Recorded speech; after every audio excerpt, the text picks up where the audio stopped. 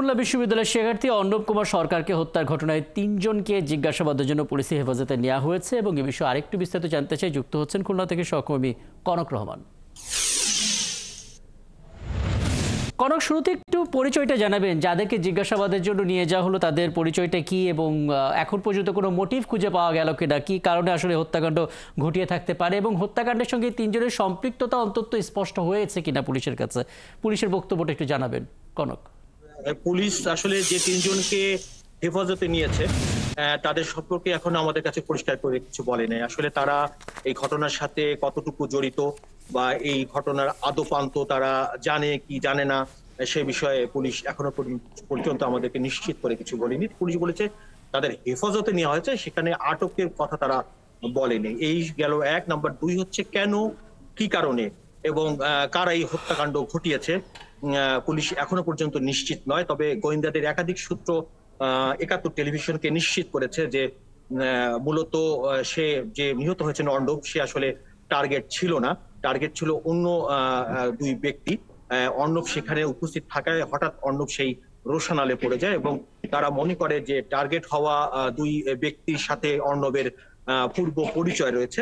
এই ভেবে তারা প্রথমে অর্ণবকে পিছন থেকে ধারালো অস্ত্র দিয়ে আঘাত করে। এ সময় অর্ণব মাটিতে পড়ে যাওয়ার পরে তাকে তার শরীরের পিছনে একাধিক গুলি করে মৃত্যু নিশ্চিত করে তারপরে তারা বীরত্বে চলিয়ে যায়। আর একটা বিষয় জানিয়ে রাখি যে এই ঘটনার শুরুর আগে দুর্বৃত্তরা শটগানের ৩ রাউন্ড ফাঁকা গুলি ছুড়ে ঘটনাস্থল থেকে আতঙ্কের সৃষ্টি করে।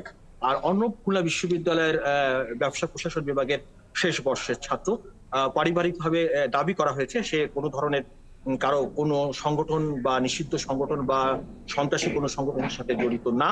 তবে একাধিক গোয়েন্দা সংস্থা আমাদেরকে জানিয়েছে যে খুলনায় বর্তমানে যেসব ঘটনা ঘটছে, অর্থাৎ হত্যার ঘটনা, চাঁদাবাজির ঘটনা বা মারামারির ঘটনা, আহত করার ঘটনা, এই যারা ঘটাচ্ছে যে এই ৩টি গ্রুপ এই হত্যাকাণ্ডের সাথে তারা সরাসরি সম্পৃক্ত এবং এদের একটি গ্রুপের নাম হচ্ছে পলাশ গ্রুপ।